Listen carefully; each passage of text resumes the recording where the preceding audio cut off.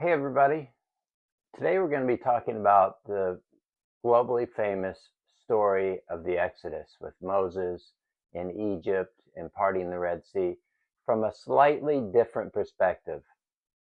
So over here on this side, we'll call it Egypt, where our journey begins. There's Egypt. Here's the Promised Land.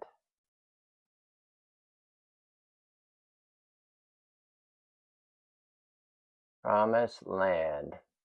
Okay.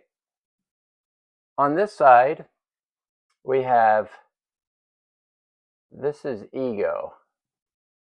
Egypt is the place of restriction, of confinement, or slavery. Okay, we have ego on this side, and then on this side, we have God consciousness.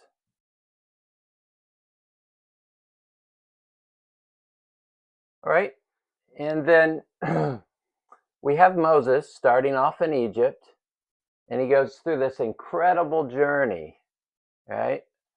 All the way to the Red Sea. We'll call this the Red Sea. Let's part it. All right. And then they go into the desert here and eventually to the Promised Land.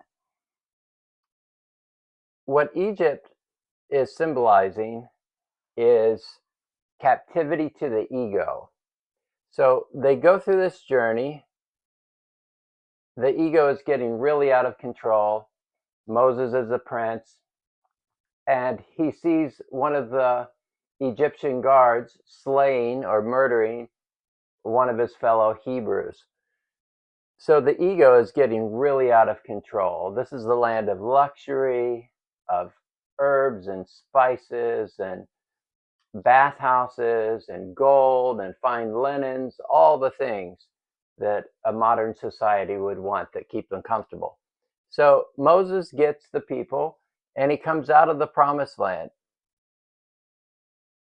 But the Pharaoh doesn't want to let him go.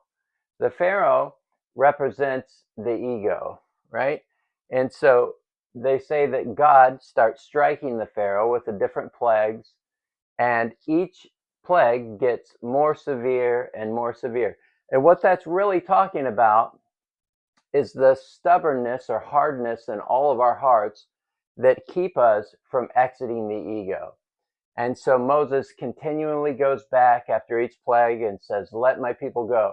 And Pharaoh says, no, I'm not going to let your people go. He wants to keep them in that bondage, and it symbolizes egoism. So finally, after all the plagues go through, here's the plagues. Finally, Moses goes back after the slaughtering of the firstborn, and they exit Egypt. And then they get to this point, to the sea. Pharaoh changes his mind and he's running after them.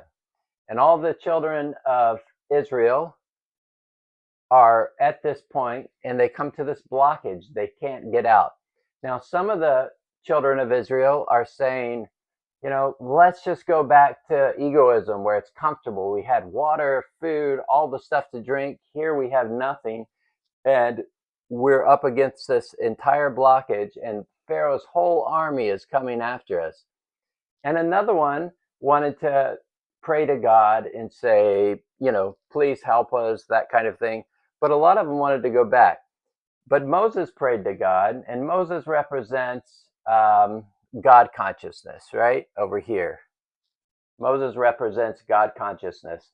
And so when Moses prayed to God about what to do, he said, just keep going.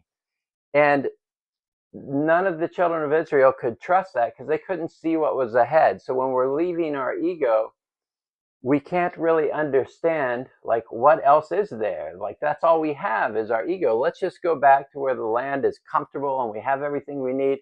And we don't have to have faith in this higher consciousness and leave our egoism behind. But the order from on high here was that you just keep going. So everyone looked and they said, there's a sea here. How are we going to get out of the sea? there's no way, we're trapped here. But they waded into the water, got deeper and deeper as they went into the sea. And as they started to ascend into the sea, right when they got about to their necks, there's a little stick figure. Look at him. He's just to his neck there. And he doesn't know what he's going to do. And here's Pharaoh's army coming over here. And they're really, really in a tight spot. And all of a sudden, there's a miracle because they just trusted and they had certainty that things were going to be, there was going to be a way, right? It's that concept of leap and the net will appear, or faith, or more precisely, trust in God. And so they surrendered their egos here on the dry land and they went forward. And then, sure enough, because of their trust, the way split. And then they finally came out the other side, and Pharaoh and his army, or egoism, was destroyed. The sea filled up, and egoism was destroyed. So now, here's all the children of Israel, and now they're in the desert, and they wander for 40 years. And they're living on manna alone. And the reason they're living on manna is because when you exit the ego, there's nothing else to hold on to anymore. They don't have all the things they had back here in Egypt where things seemed comfortable, but they were slaves. And so when they got here, they had nothing. They had no idea where the promised land was, where they were going, anything like that. And so they were wandering in the desert for years. They were all complaining. They didn't understand like what was going on. And they had to have faith every single day for all that time to build their certainty that no matter what, the creator above was going to take care of them. And so when they reached a certain level of certainty, they were able to enter into the promised land, the place of milk and honey, and more than that, bliss consciousness, into the promised land. And so they successfully escaped their ego. So I wanted to present that story of Exodus before Passover, or Pesach as the Jewish people call it, was over. And it's just another example of the same story that all cultures and traditions have through generations about leaving the ego and coming into God consciousness. So I thought people probably haven't heard that perspective before and that concept.